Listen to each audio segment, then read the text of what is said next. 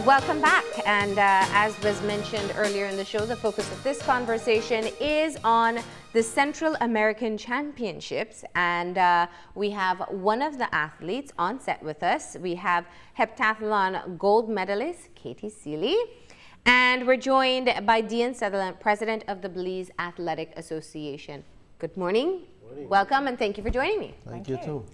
So first off, we have to say congratulations, Katy, obviously on being able to do so well in the Central American Games. I just want to go ahead and give you a chance to recap the experience. Okay. Obviously, all athletes tell us when they enter a competition, they have the hopes of winning, but there has to be some point in between where you realize you're meeting your mark, right? Yeah. Well, because I won it for the previous 2 years, you know, I wanted to go and win it again for the third year. And last year I was 100 points off the record. So I knew if I put in some hard training through the winter and then came out here, I could probably, you know, get close to the record as well. So that was the aim, to win the gold medal and then to break the Central American record. Training had been going really well and I was really looking forward to the competition. Everything was working towards last weekend to this competition. I was a little bit nervous coming into it, but once you get going, you know, the adrenaline, you just get so excited. The event started going well, and my first day was really good, and that was my best ever first day of a heptathlon, so I knew I'd done the job on that day, just had to go back on the second day and do the same. We knew I was on track for the record, but when you've got 7 events to do, it's difficult to say, because if something goes wrong in one of them, that's it. Yeah. So you have to be consistent in all 7, and I managed to do that. We knew before the 800 that I think I had, my personal best is 2:32, and I had to run under 2:44 to break the record. So I had quite a comfortable gap, and I ran 2:35, so I did it quite comfortably in the end. Yeah. Now, Katy, we have been having conversations with you since you represented Belize in the 2012 Olympics. You've been competing long before that. Let's just talk about what you have been up to over that course of time, and how you keep yourself on track with your training. Okay. Yeah. Really, it's just training every day. I work part-time as well, so I have to manage training and working. I've got 2 different coaches as well, so I travel to different places to see them.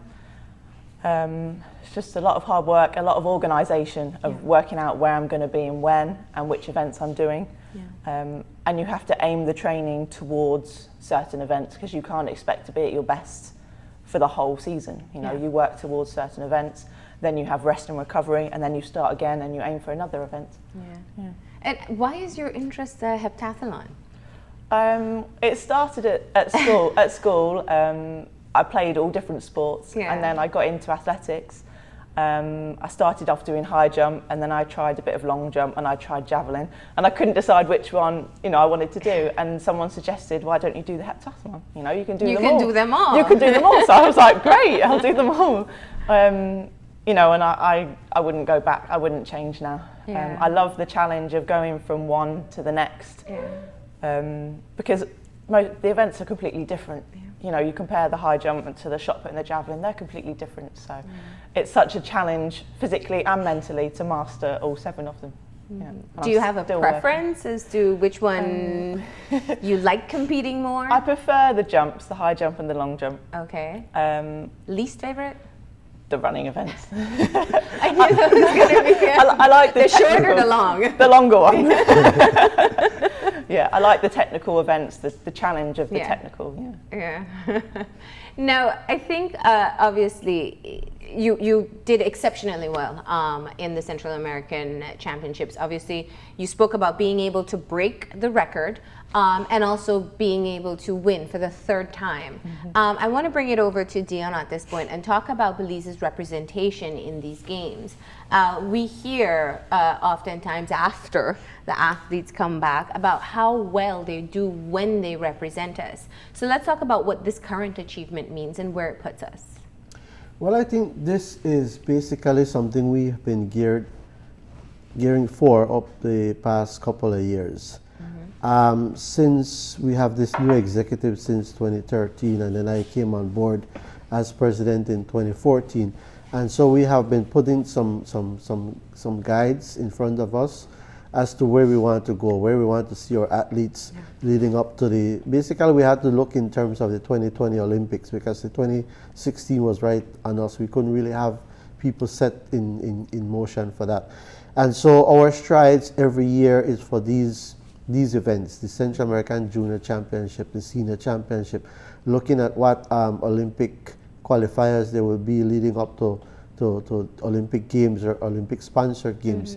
And so this has been our focus over the past 2 years, to get our athletes, whether they are local athletes from here or the athletes that represent us abroad, to get more focus in each event as we go along. And I believe the work that we have done, and the work that we have done along with the NOC in assisting us with all our athletes, both local and international athletes, have been paying off over the years. Yeah. Now, in this particular Central American Championships, you broke 6 records, but you were telling me before we started, half of them were athletes breaking their own records. Yes, we it's 3 new records and 3 old records, because we had Kaina Martinez, who had the 100-meter record, so she broke that. We had Tricia, and that was from 2009, I believe. Tricia was 2010. She got the record for the long jump, and so 5 years later, 6 years later, she came back and did the same. And then we had Brandon, who had the record for the triple jump, and so he came back and broke that record, aiming now towards a greater. He as well wants to represent at the Olympics, so the standard is very high at the Olympics, you know. So they're aiming at that. So we're very proud of the achievement there. And then, of course, we had another young lady from LA, Itoan.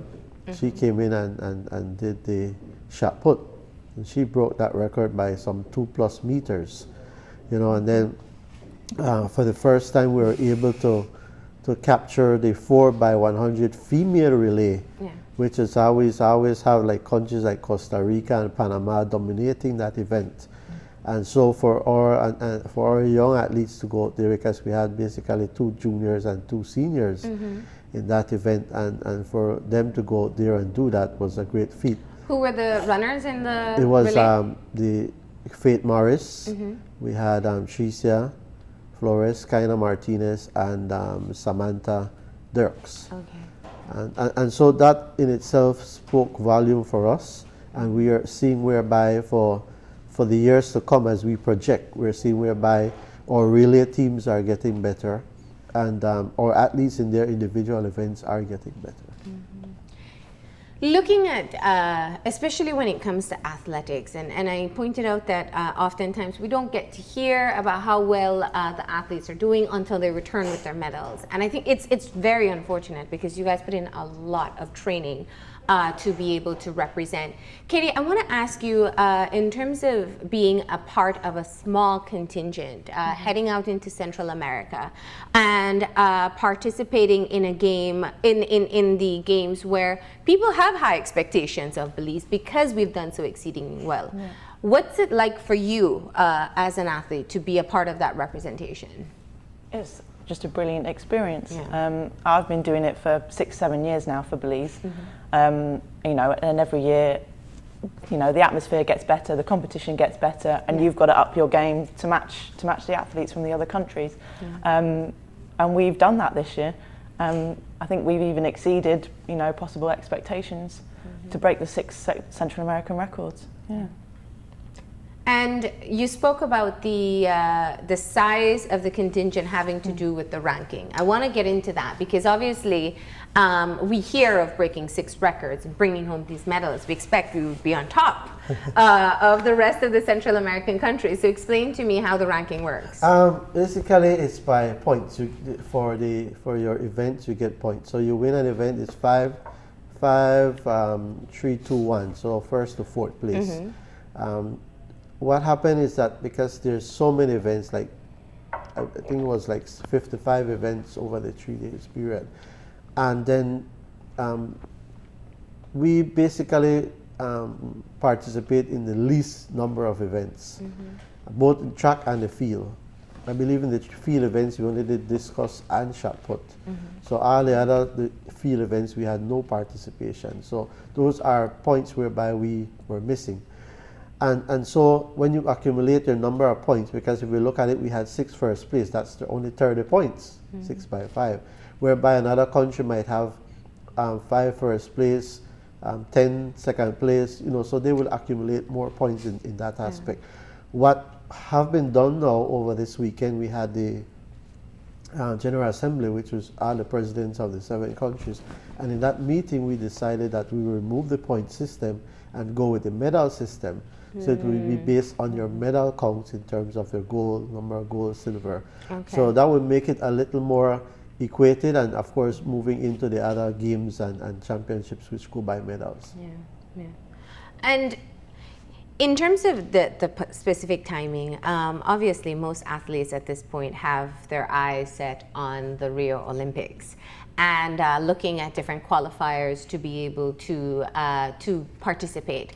How are we doing at this point? I want to start with you first of all, Katy, in terms of your training and your expectations, and then Deon, you can fill me in on the other athletes. Well, the Olympics is every athlete's dream. Yeah. You can't get any higher than that. You can't get any better than the Olympics. Every athlete wants to go to that.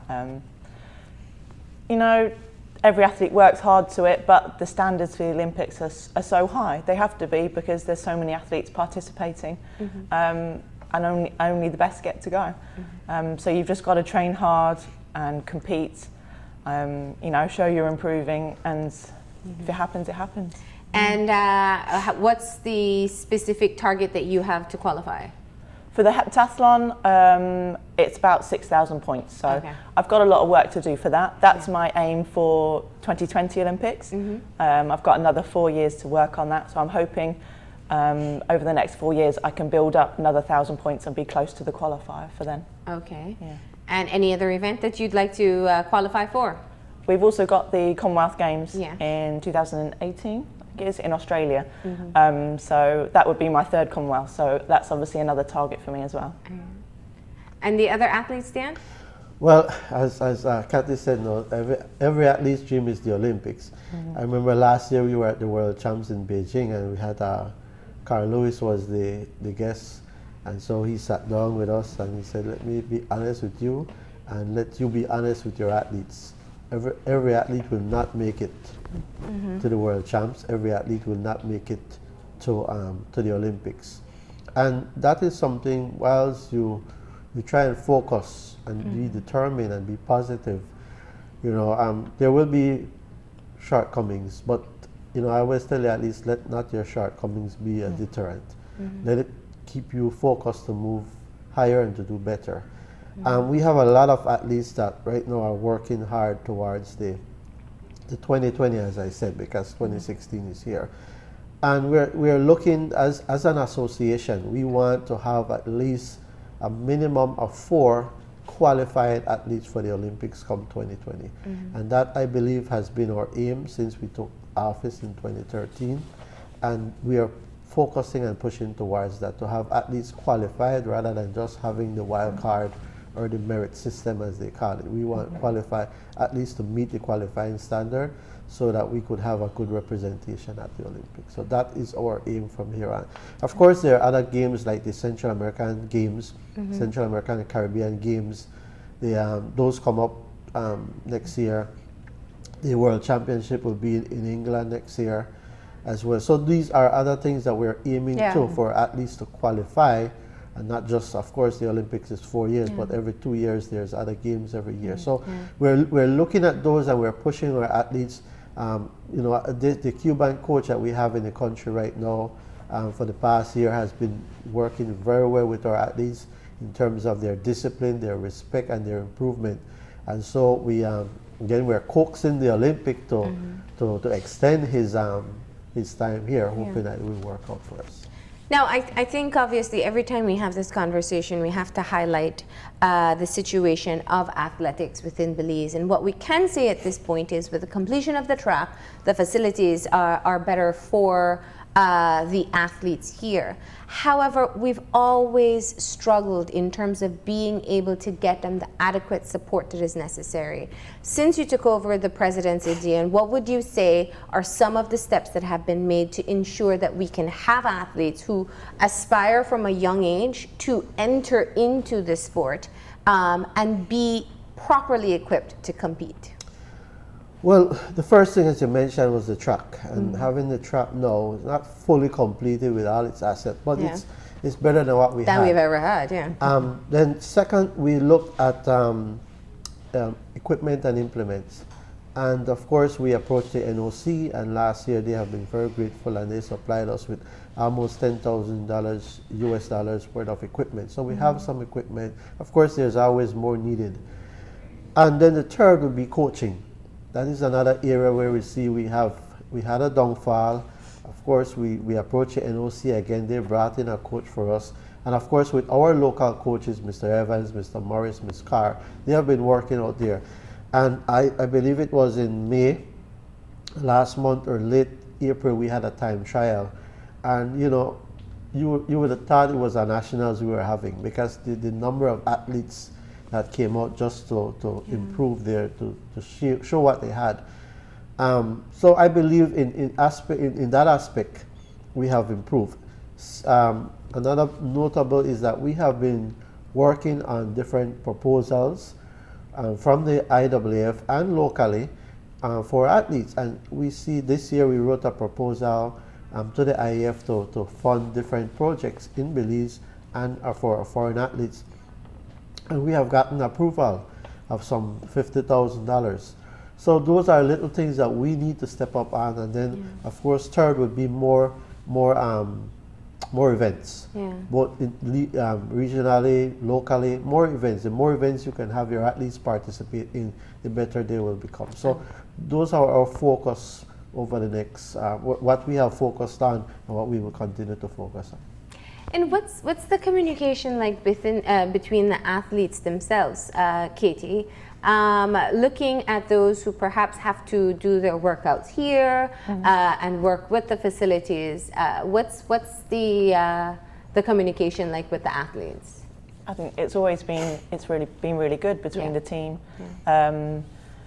When myself and the other athletes come over from wherever we are over to Central America to join them, I mean, they always take us on. We're part of the team. Yeah.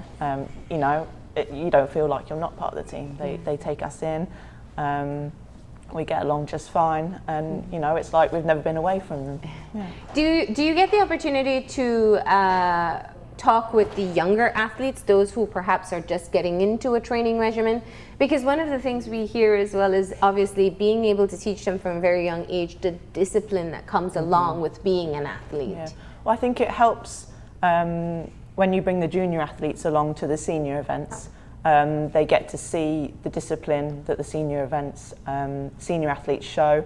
You know, it's slightly more organised. It shows the commitment that the senior athletes put in.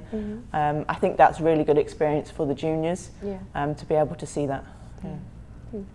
And in terms of what's up next, let's talk about where we'll be seeing you and what we're working towards.